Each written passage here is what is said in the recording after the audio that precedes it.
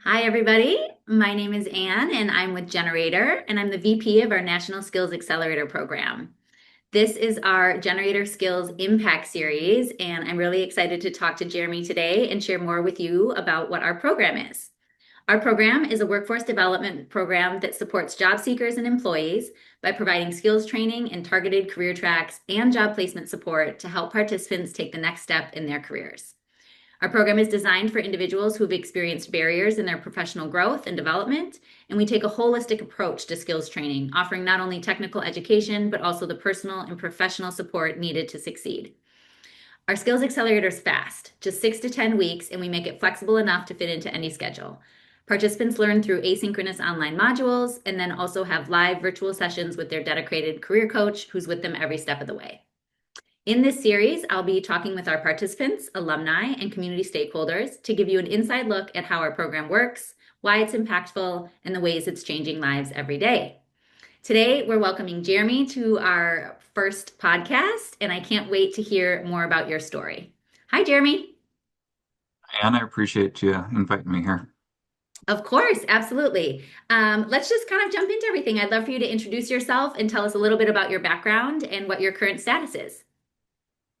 So my name is Jeremy Kleespies. I am currently an active duty Army service member, and I am in the process of transitioning from the military to the civilian sector.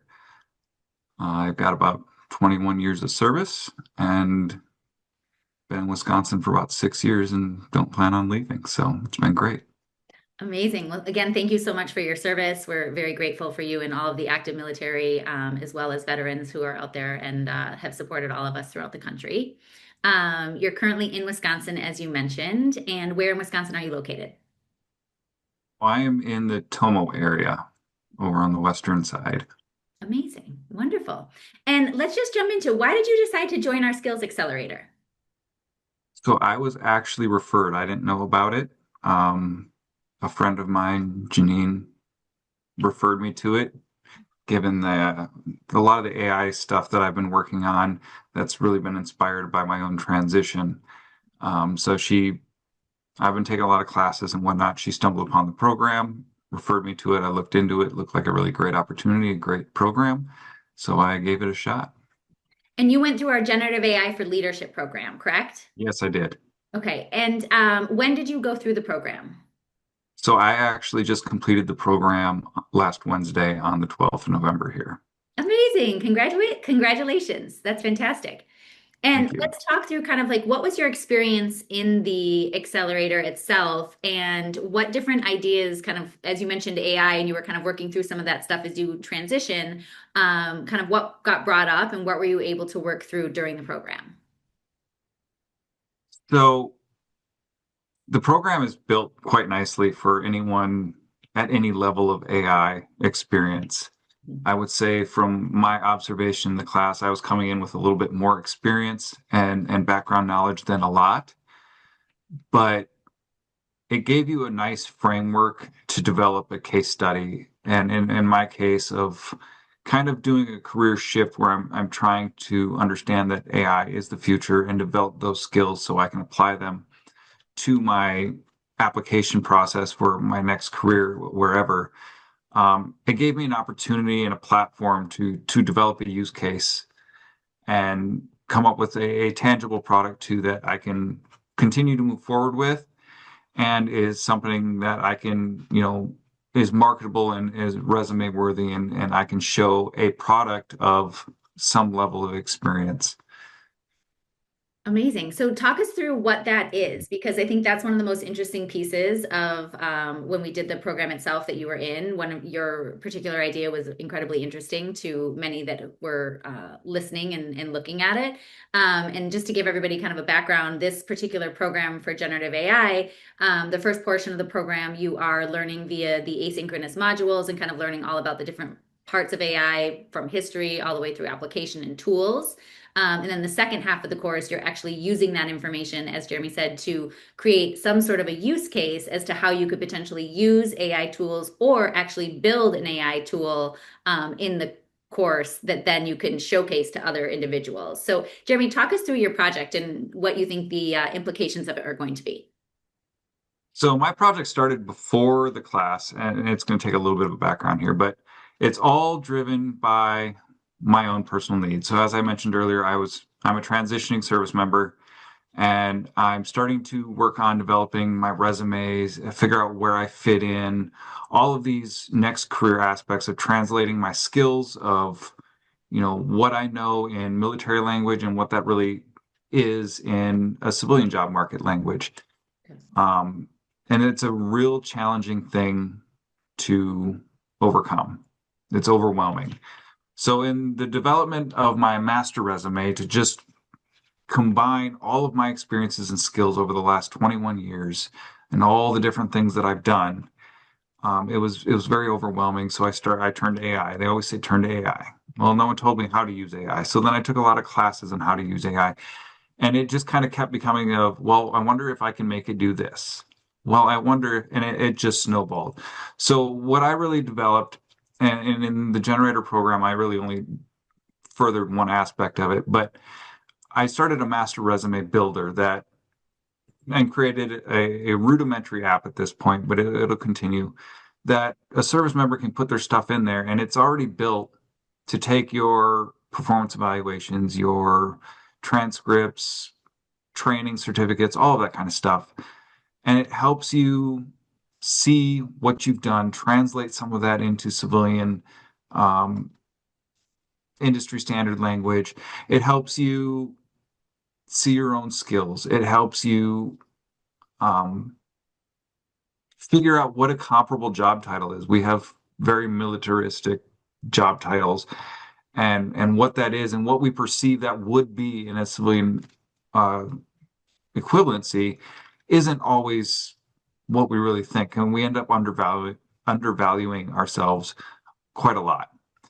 So for me, in building this, it helped me see myself in a much better light because I undervalue myself as most of us do to begin with. Um, and so I was able through this program to even further that and create a rudimentary application that I'm going to continue to develop and move forward into a whole ecosystem of tools that we don't have enough time in this resume or this interview to really get into all of the different aspects of what we're putting together. That sounds amazing. And it sounds also something that's very relatable to, as you mentioned, kind of like all job seekers at a certain point, right? Is this idea of like, what are the skills that I have currently, and how does that relate to what I'm trying to move into versus where I'm coming from? And often going to the space of, not being as confident portraying the skills that you have and not fully understanding how those skills can then ultimately be transferable. So yours is really coming from two very different worlds, the military world and then moving into the civilian world. Can you kind of talk a little bit about the language changes in that? I think that that would be interesting for our audience to kind of understand, as you mentioned, even kind of job titles, because this is also something that's very relatable. Like I might be a project manager in one space, but then I look at project manager type roles in other spaces, and they seem to be very different than what I've been doing. Kind of how does that work in the worlds that you're moving through?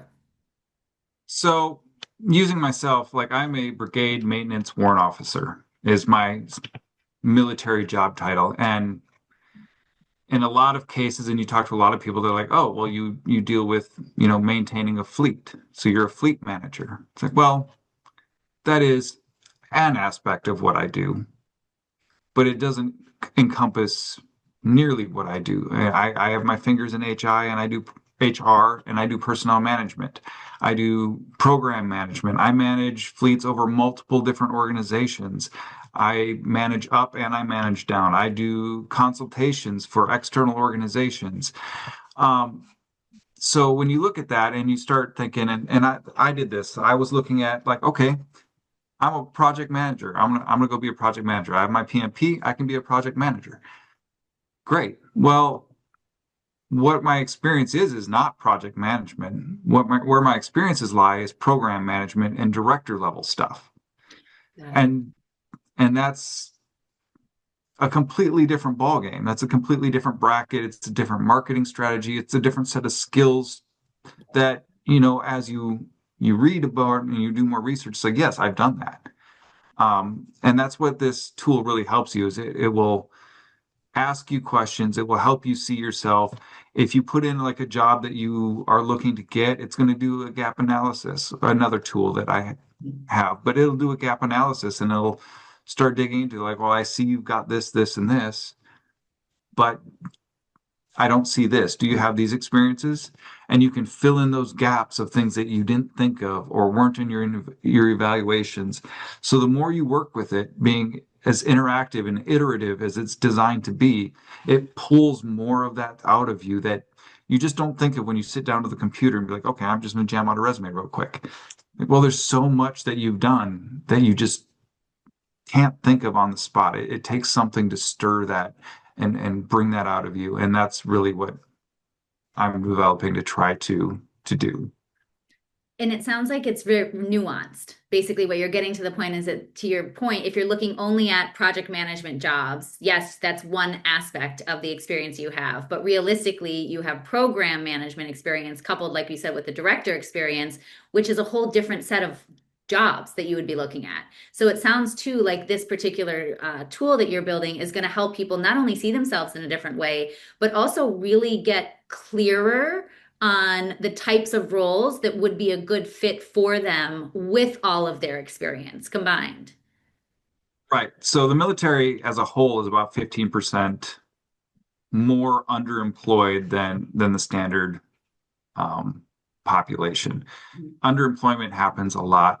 And you mentioned earlier, like this applies to everybody. Yeah, So while I keep talking military and that's really where this is built, I also look at that as kind of a worst case scenario. We have some extra challenges.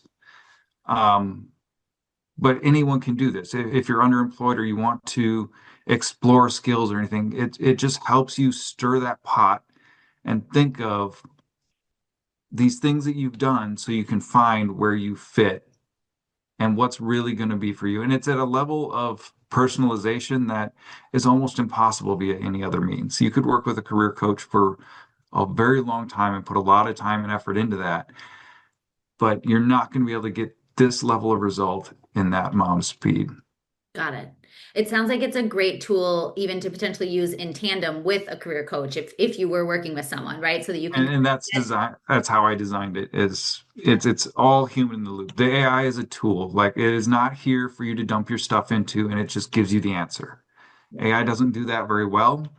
And I don't think that's the way it should be. If you're building yourself and you're marketing yourself, you should understand what you are, what you've done, and what you're putting on those documents. So yes, it's absolutely developed. I'm working with a career coach, and she's the one who really told me to start running with this because she started looking at some of the things that I brought her, and she's been doing this for 20 years and said, I could not create something that's this personalized and this accurate. And what I'm reading here is very accurate to you, yeah, but it would take someone a week to do this level of research into companies and LinkedIn and networking strategies and all these different things that I can do that you just couldn't get that level of personalized assistance got it. any other way. And tell us about how kind of what you liked most about the Skills Accelerator program in terms of did it give you the opportunity to kind of like work through this in a little bit more deeper way? Did it just give you the opportunity to have the time to set aside to do it? Kind of what was your most favorite experience of the Skills Accelerator? It definitely gave me the time, which is valuable in itself. I really enjoyed the speakers because they would bring up a lot of thought inspiration. You can sit and you can hear some of the things that they've done, the challenges that they've encountered, or whatever product that they're working on and bring to. And it would make me think of other aspects or things that I would need to consider in the development of my own stuff. Um, and then the study groups were nice. What I actually enjoyed most about the study groups was just being able to help some other people who were having some issues and just how to get AI to do what they want it to do. Uh, I enjoyed that quite a lot. That's actually, that particular program is wonderful in that way, where you actually get to work alongside other individuals and kind of work through challenges that each person is experiencing, because you're working on this use case versus working specifically on just your resume or kind of like your own career development.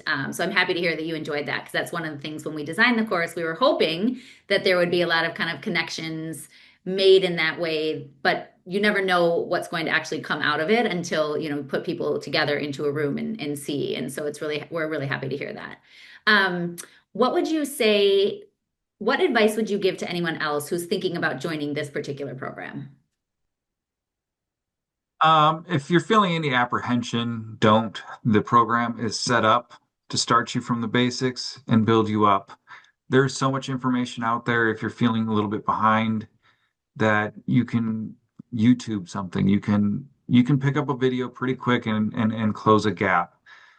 Um, but don't hesitate. There's nothing to question here. It's not a scary course.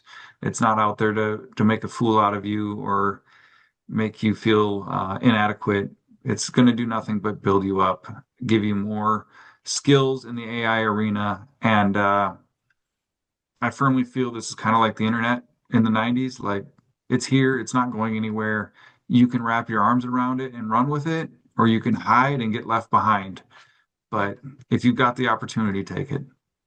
I love that. And I love the way you related back to the when the internet came out. For those of us that remember that, Mhm. it's very much kind of like the internet 2.0, and now we're just getting new tools and new ways of doing things. And last question for you, if you could make one ask of our audience watching today, what would it be? So I would ask that you approach this with an open mind and do not be afraid of being too late to the game. I have heard it several times like, well, AI's been out. I'm not going to be any good at it. The thing about AI, someone once told me, one of my instructors for a different course, that the most you can ever really be behind in AI is about a year right now. From the one of the most experienced prompt generators out there to you at the very basic level. AI is changing so fast. It's becoming so user intuitive that the most you can be is behind is a year. If you put a year into learning it, you're going to be right up there with the top tier people. And learning it isn't going to all these classes and stuff. It's just using it and letting yourself be curious. If the thought ever crosses your mind, I wonder if, you probably can. Try it. I love that. I wonder if you probably can try it. That seems like it would be a great t-shirt slogan for also for the product that you're building. I like it. Amazing. Well, Jeremy, thank you so much for taking the time to speak with us today, to share your experience, and also to share what you're building out of the tools that you learned, both in your previous experiences as well as with the Skills Accelerator Generative AI course.